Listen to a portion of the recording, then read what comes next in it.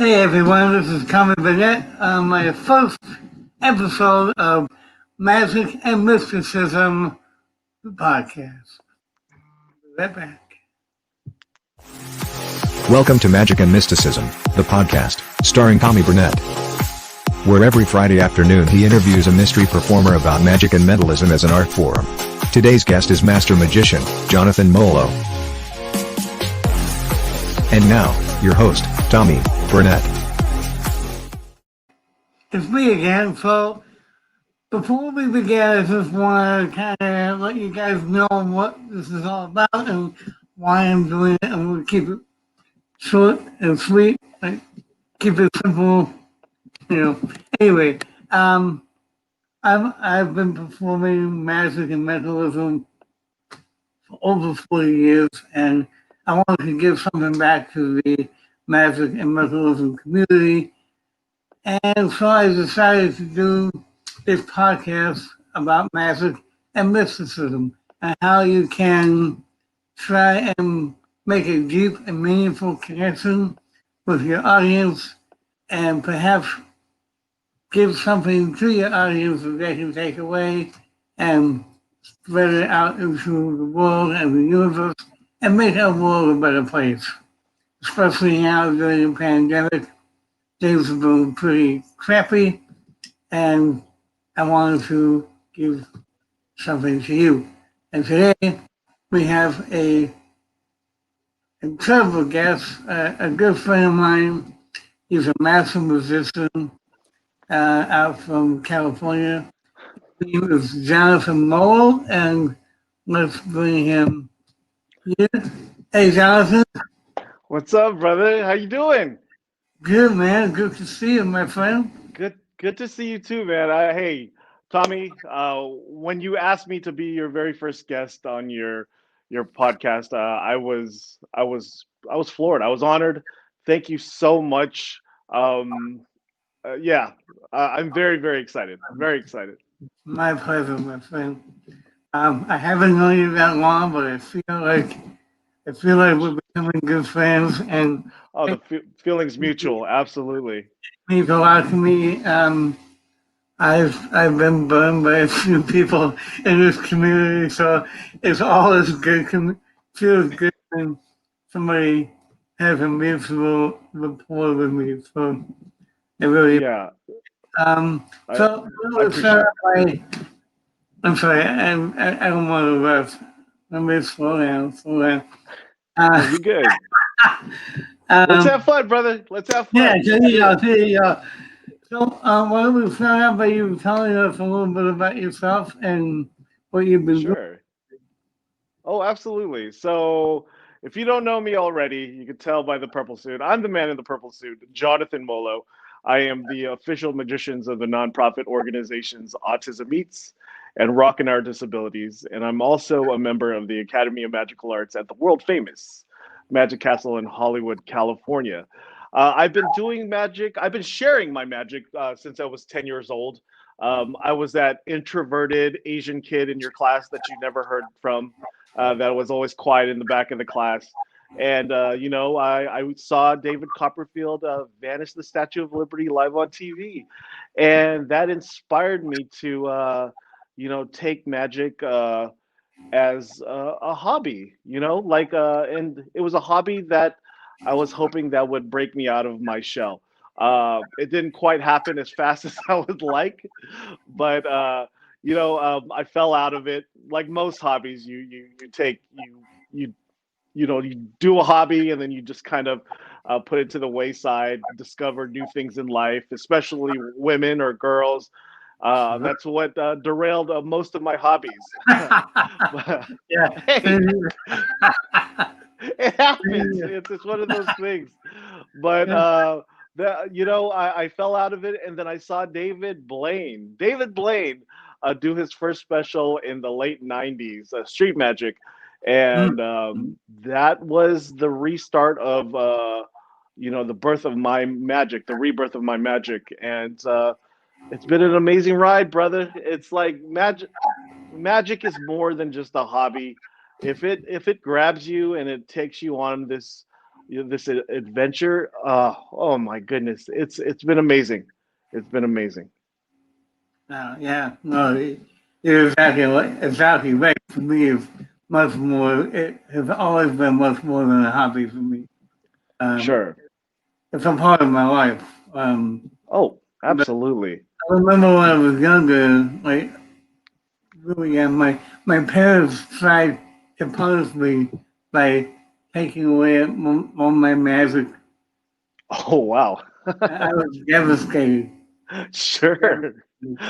I can't say I was never bad again, but Sure.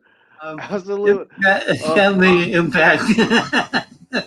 yeah, that's definitely tough. I mean, I think my magic now. I purposely collect magic books, like the classics of magic, uh, Mhm. for my kids.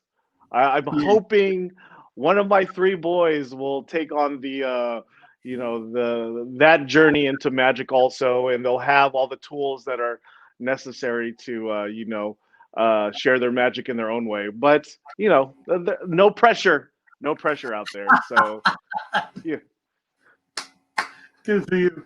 Good for you. And who knows? Maybe, maybe yeah, the next David Copperfield. Who knows? yeah, who knows?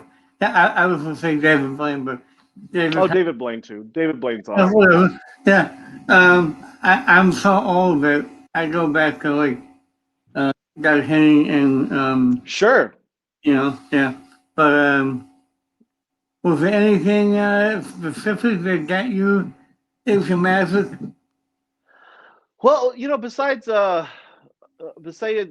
seeing David Copperfield, Mhm. do his thing on TV. I followed David's career throughout the years. Throughout all his specials, and um, it was just one of those things that I wanted to bring that amazement that I felt when I saw David on that TV doing his thing. I wanted to bring that to other people.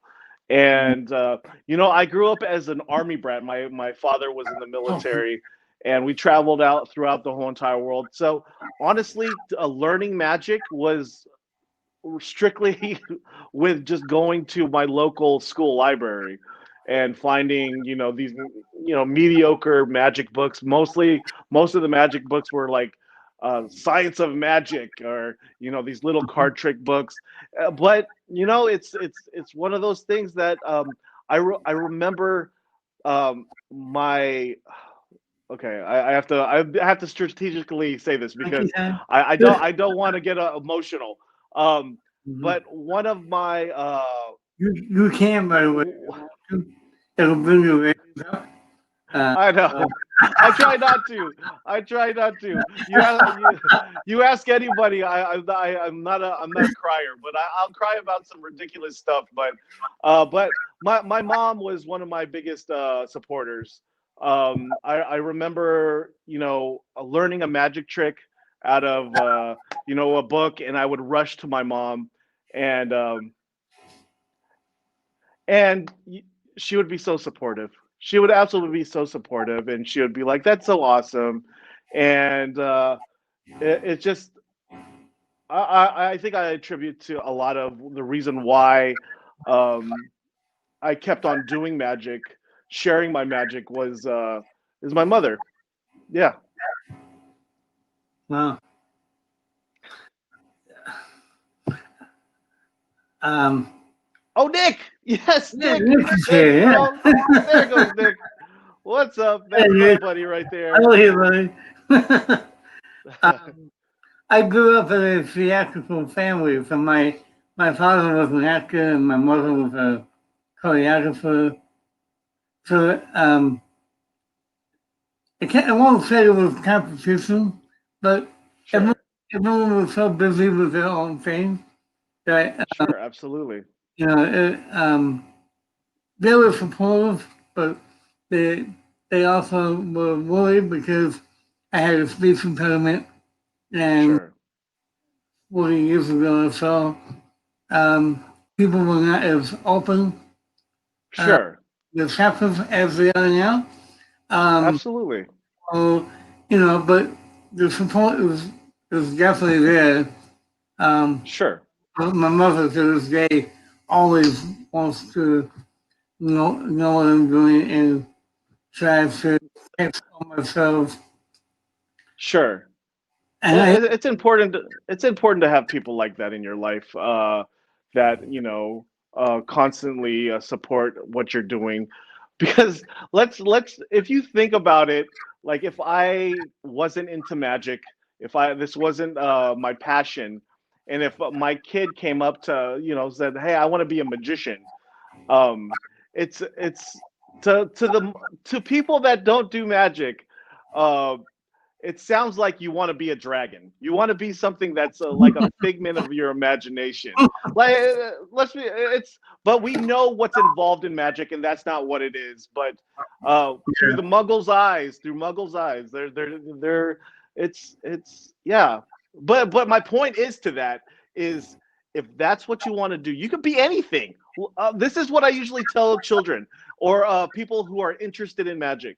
If you want to do it, if you have something in your mind that you want to do, that you strive to do, it's your passion, do it. Look at me, I'm a magician.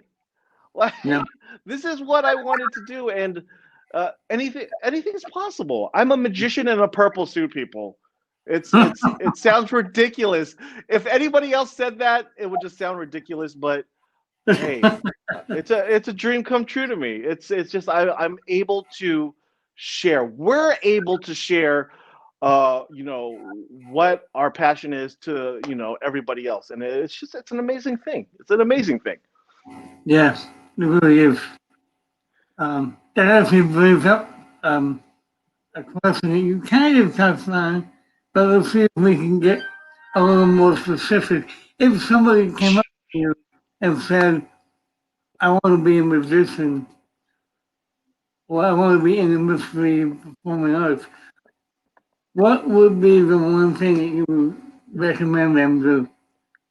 Sure, the funny thing is, I was talking.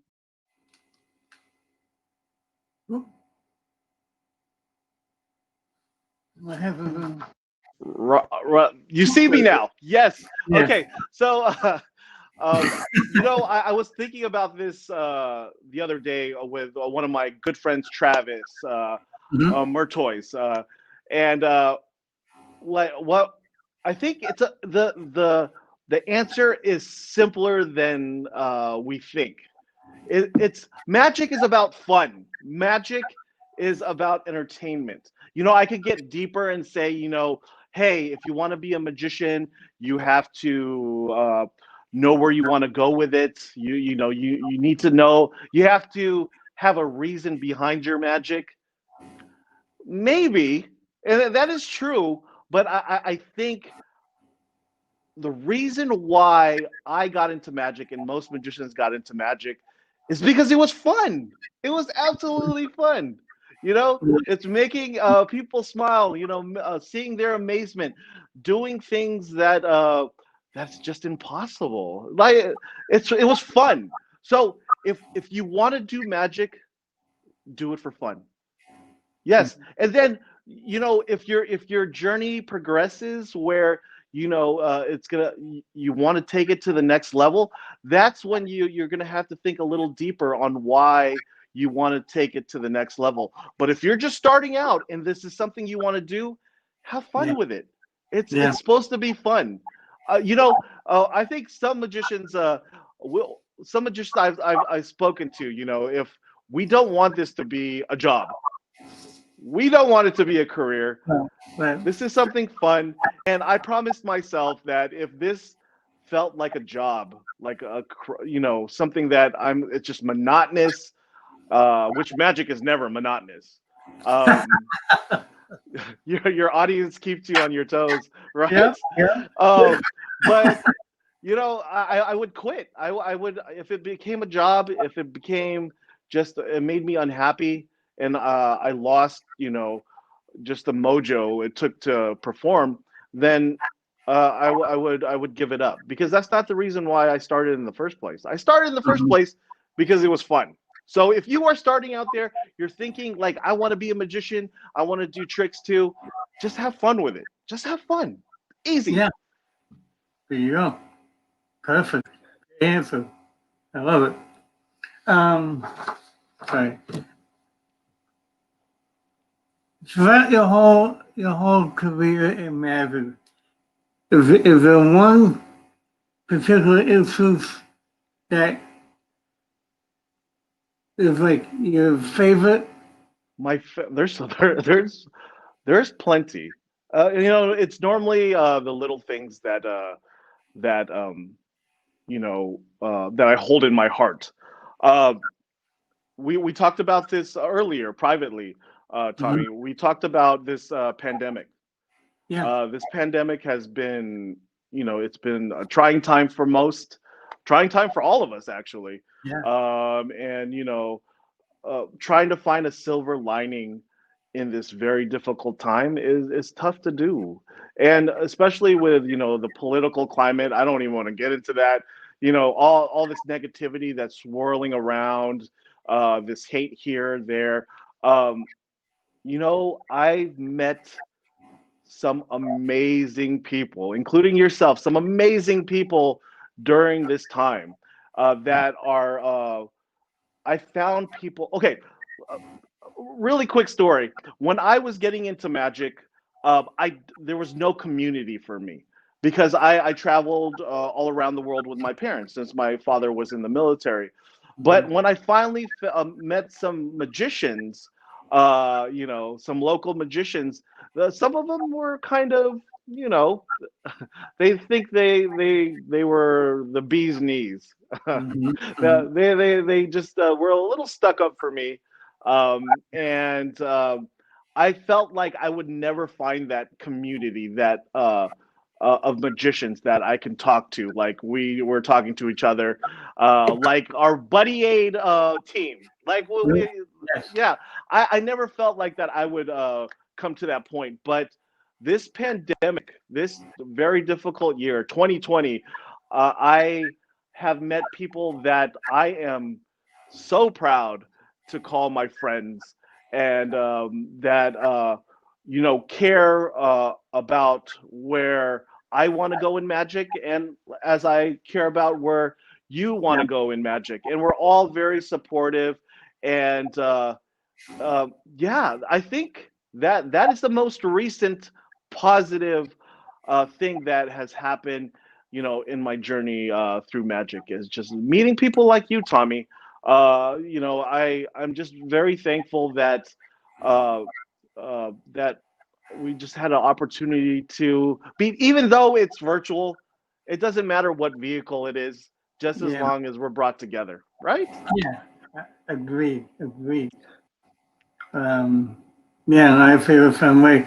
Um, once I became part of the master community, I felt the same way. A lot of, Sure. a lot of people didn't want to talk to me. Um, in my case, because of the way I spoke, um, they you know they thought, well, you have a speech impediment, so you must be like an amateur or whatnot.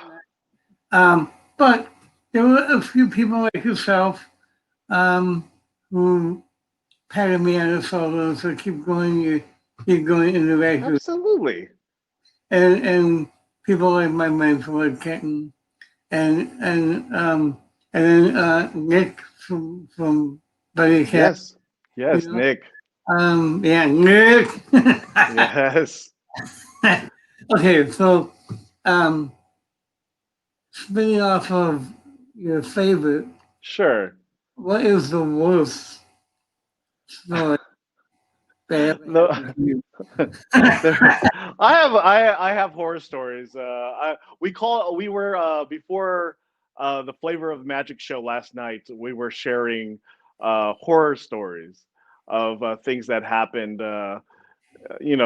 at a gig or before a gig, and Yeah. um, I have many, but the one that really sticks out to me is I was doing a show, a walk around show, pre-COVID, of course, at a local Chuck E. Cheese, and it was for a charity, a nonprofit organization actually that for foster children, and having a good time, and I was showing this young man, I think he was like 12 or 13, a magic trick.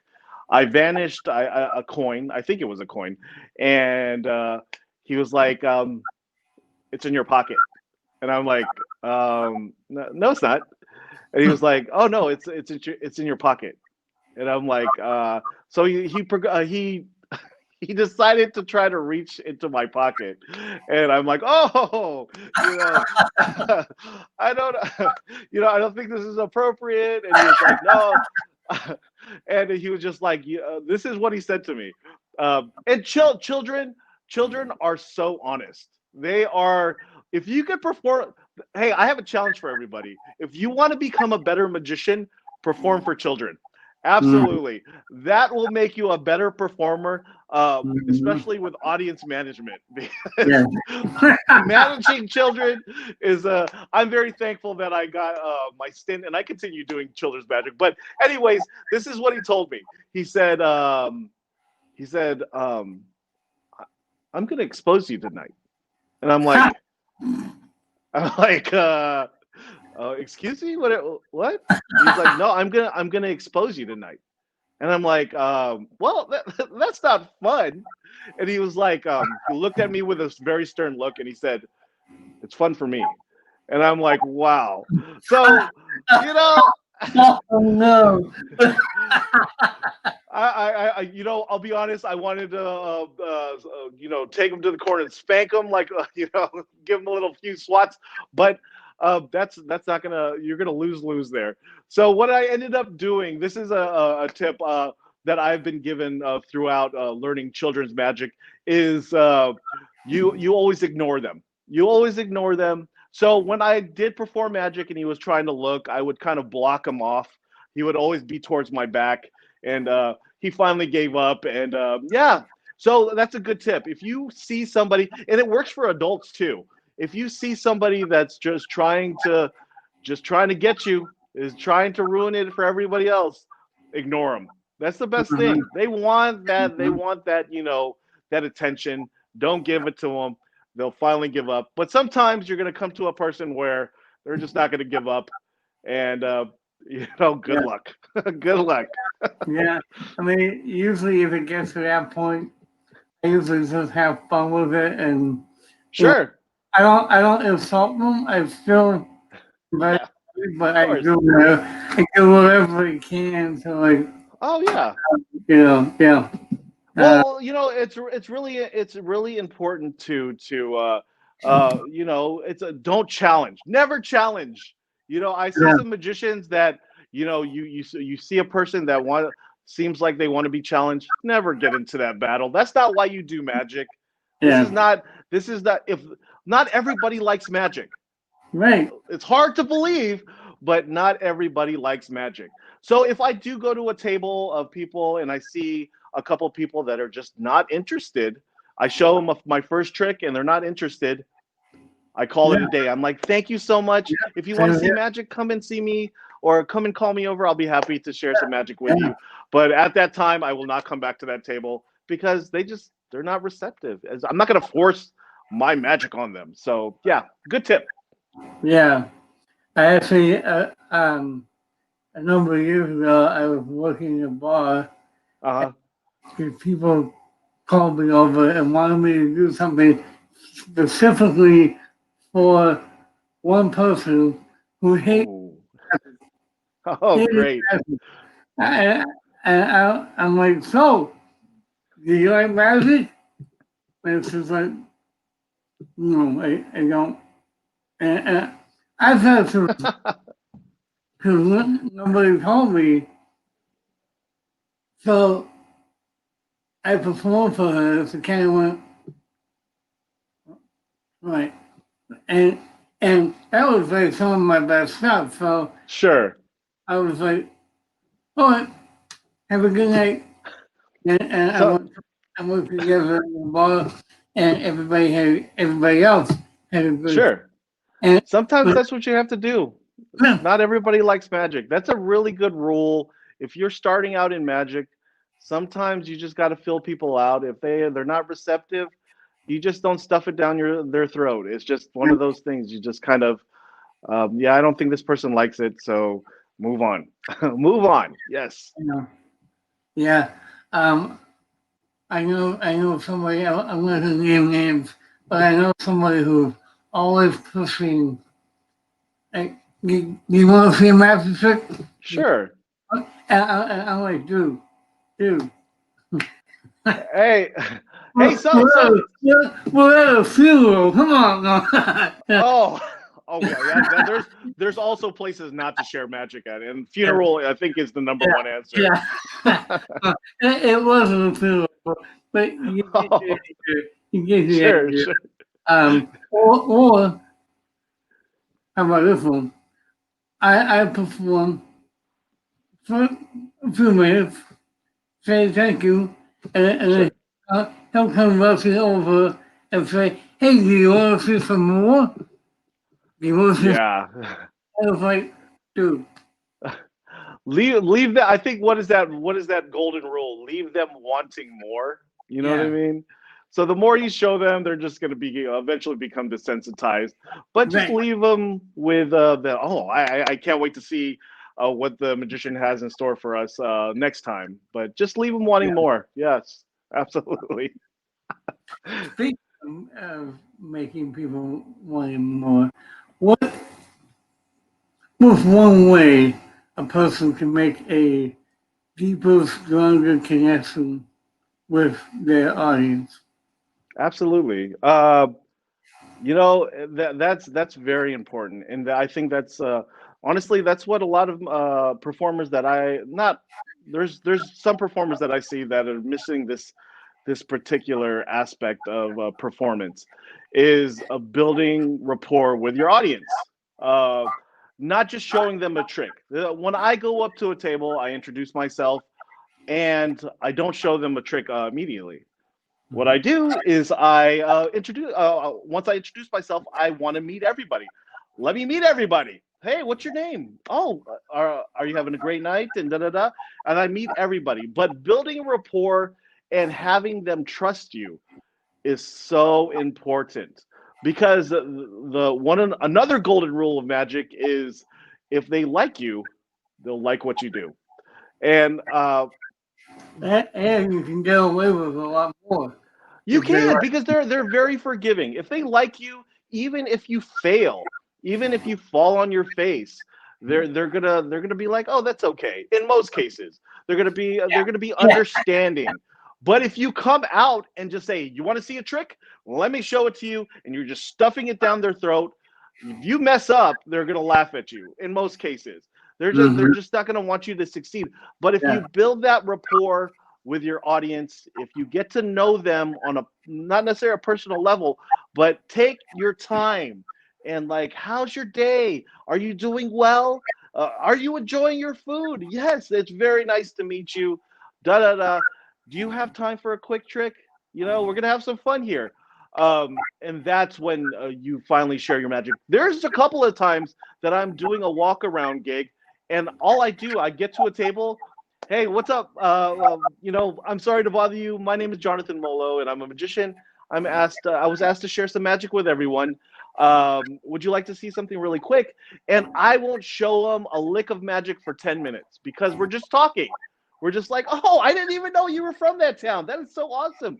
And then at the end of it, when it's time for me to move on to the next table, and I'm like, I promise I'm going to show you magic, but it was nice talking to you, but we built that rapport.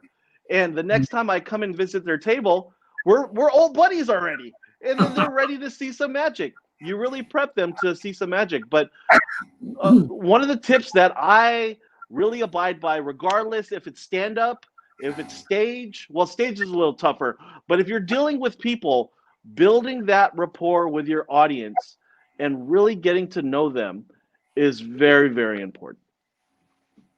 Absolutely.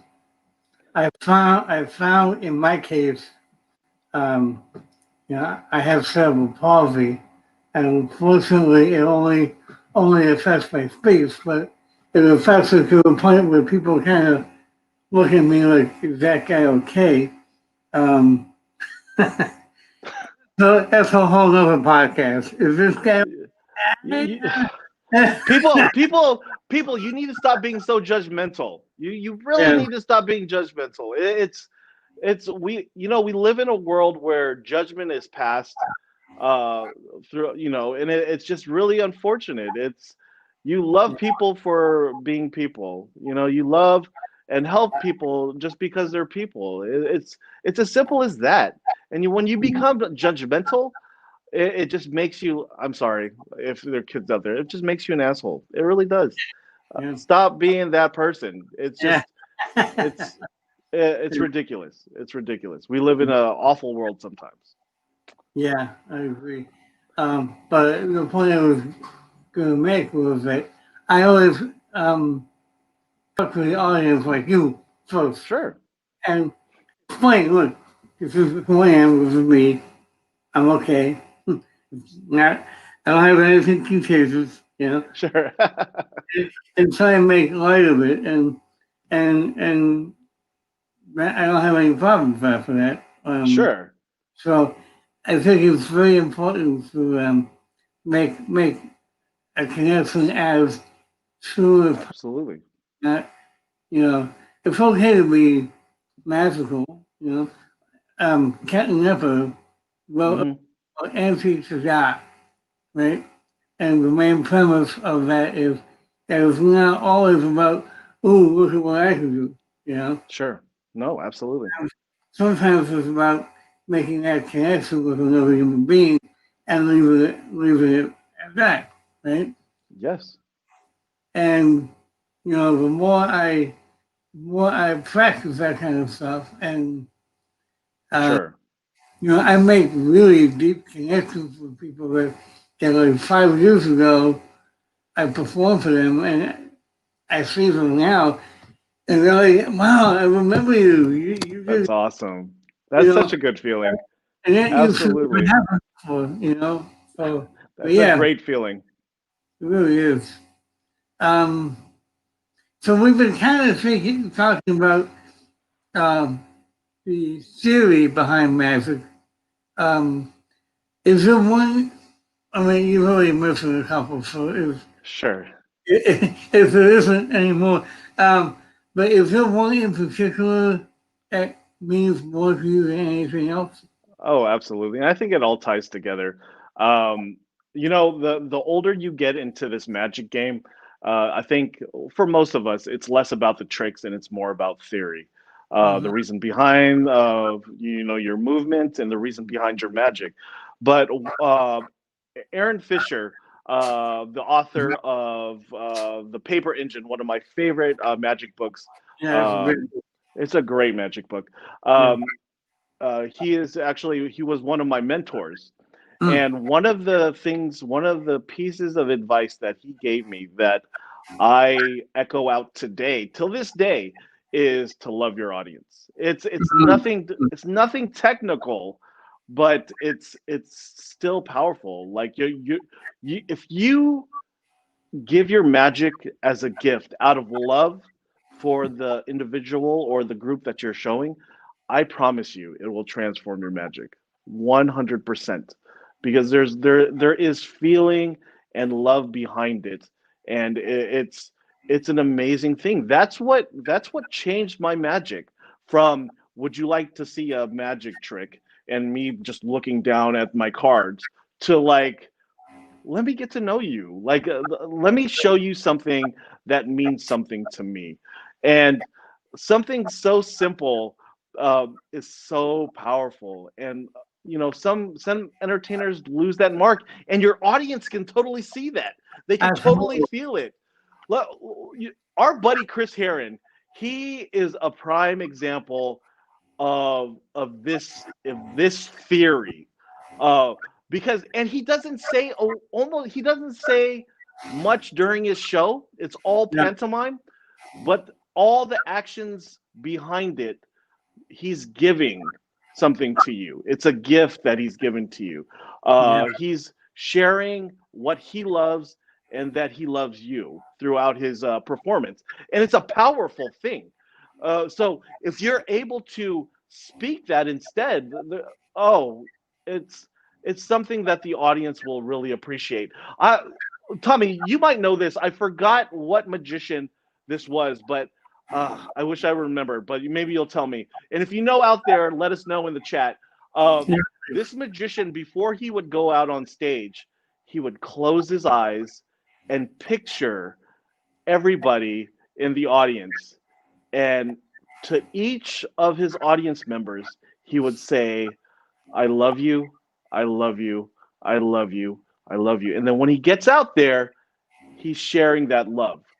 Yeah. Now you have meaning, you love your audience, and you are going to give the best performance, the best of you to your audience. And yeah, that's legendary. That's absolutely legendary. I'm going to kick myself because I can't remember who that was. Um, so if there's anybody out there, Yes, if you know, leave it in the chat. yeah, Yes. please do in the chat. I have forgotten that. I've always done something similar. I do a little meditation before. Sure. Um, but yeah, that makes so much sense to put that energy forth. Absolutely. It, it is received by your audience. I really believe that. Like I said, people will know if you have an empty performance. If there's nothing behind what you're showing them, they won't care about it. They will Yeah. not care about it. But if you exude that passion, that energy behind what you're doing, they're going to feel it and they're going to care about it. I promise you. It's just one of those things. Energy is something that most people are drawn to. Absolutely. Mm-hmm. Mm-hmm.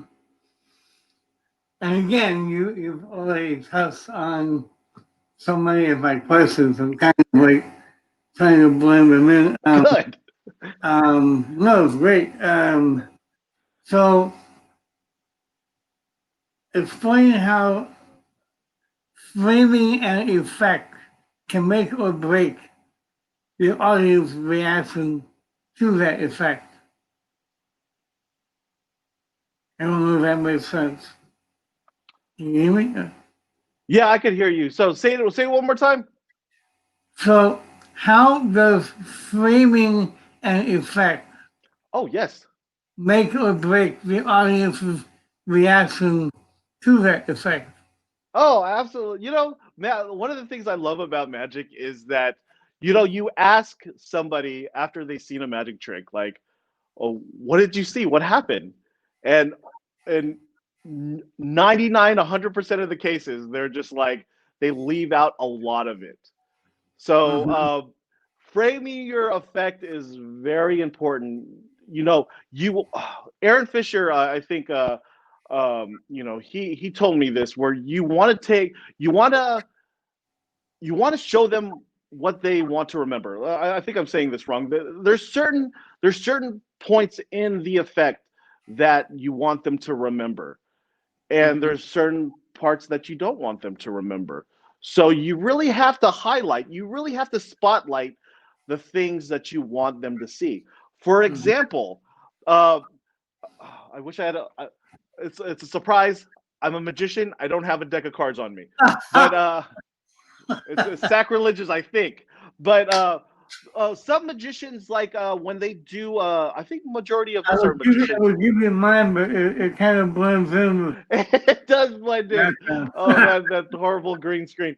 But there's some magicians that, for example, if they mix up cards, they're gonna say something like, "I want you to watch. I'm gonna mix up these cards." You're just mixing up cards. Why do you have to? That's not something you'll spotlight. That's not an important thing. So framing your effects on what's important and what's not important is very important. So that is why that's why scripting Yeah. is important. So you can really write down what you're going to say, what you're going to do. Keep in mind, majority of my scripts are very loose. but you have to frame exactly what you want the audience to see and what you don't want them to see, because at the end of the day, when they explain it, they're gonna bring up the things that you spotlighted, that you wanted them to see. So very, very important, and it'll make your magic more powerful. Yeah, definitely. Um, so where is the coolest place you've ever performed? The coolest place that I ever performed. Uh, there's quite a few places. I, I moved up to. I've always been a California boy. Well, not always. When we finally settled down, my family settled down. We stayed in California. But I in 2000 I met this girl. We're no longer together, but I met this girl and we moved up to the state of Washington. We were in Vancouver, Washington. I don't know if anybody knows where that is. It's on the border of Washington and Oregon, maybe 10 minutes from Portland. And I lived up there. I think we broke up 2 years later, and it didn't work out. But I ended up staying there, and it became my home because I had no family. I had many friends there at that time. Hi. Sorry. Oh, he wants that love. But yeah, Yeah. yes.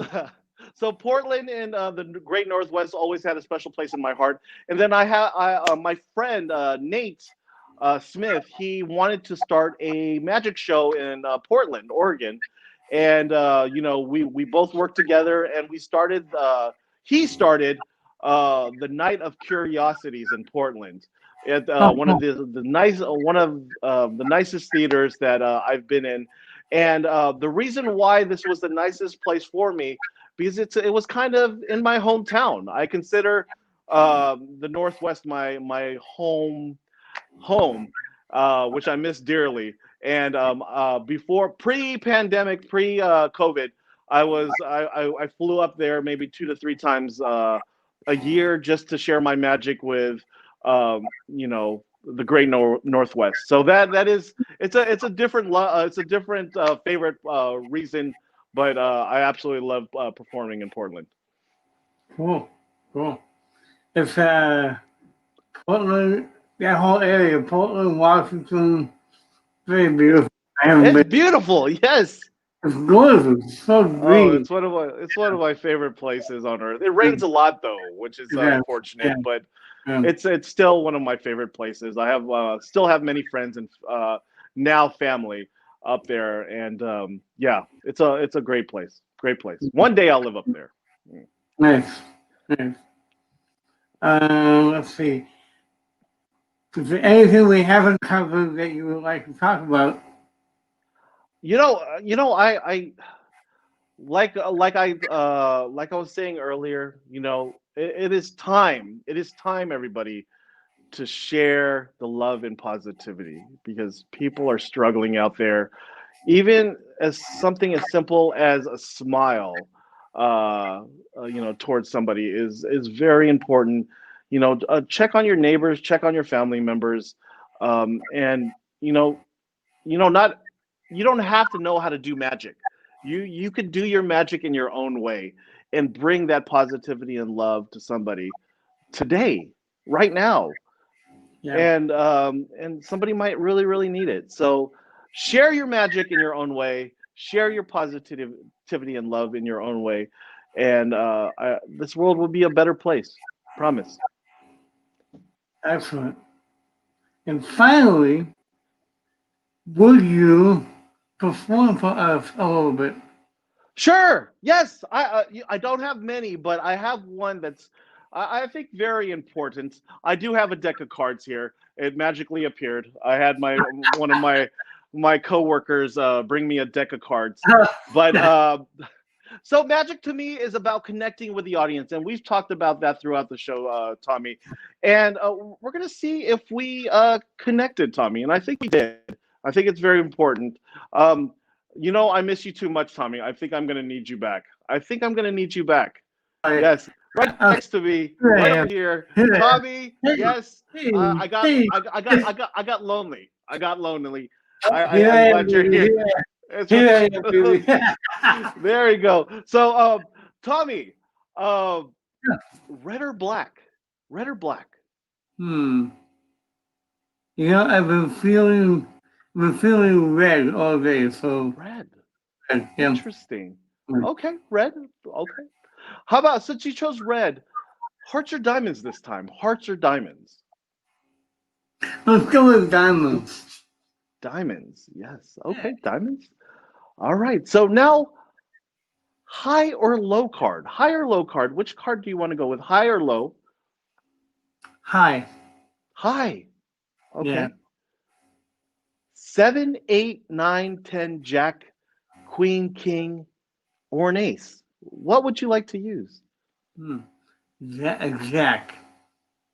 The ace? No, Jack. Jack.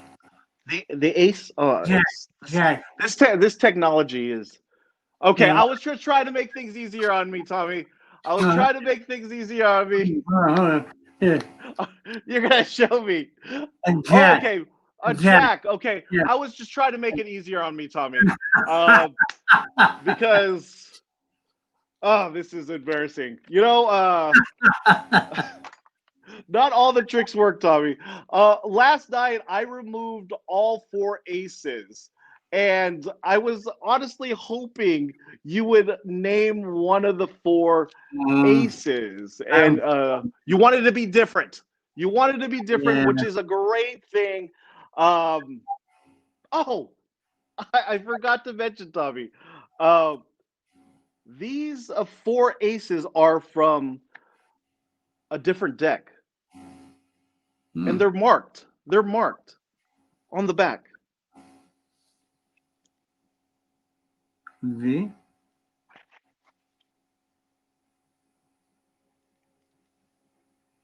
Jack. No way.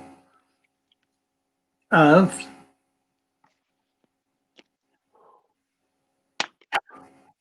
That says diamonds. No way. Yes, there goes the Jack of Diamonds, Tommy. Connection made. This is what it's all about, brother. This is about connecting with one another. This is about sharing something so positive and sharing that love. Tommy, you are an inspiration to me because regardless on what people are telling you, it will not stop you from sharing this love and positivity. And you're doing it on your own terms and making your own rules. Brother, keep on doing it. I mean it from the bottom of my heart. Inspiration. I am very thankful and very happy to have you in my life, brother. Thank you, my friend. I feel the same way. Thank you for being here. I really appreciate it. And hang out so we can talk a little bit after, okay? Yes, of course. Of course. Well, so thank you so much. Um, well, ladies and gentlemen, we're coming to the end of the first episode of Magic and Mysticism, the podcast. Next week, I have a very good friend by the name of Trent Rentz. He will be my guest next week. So please tune in next week. And I hope you all have a great weekend and a great week. And I'll see you next time. Take care, everyone.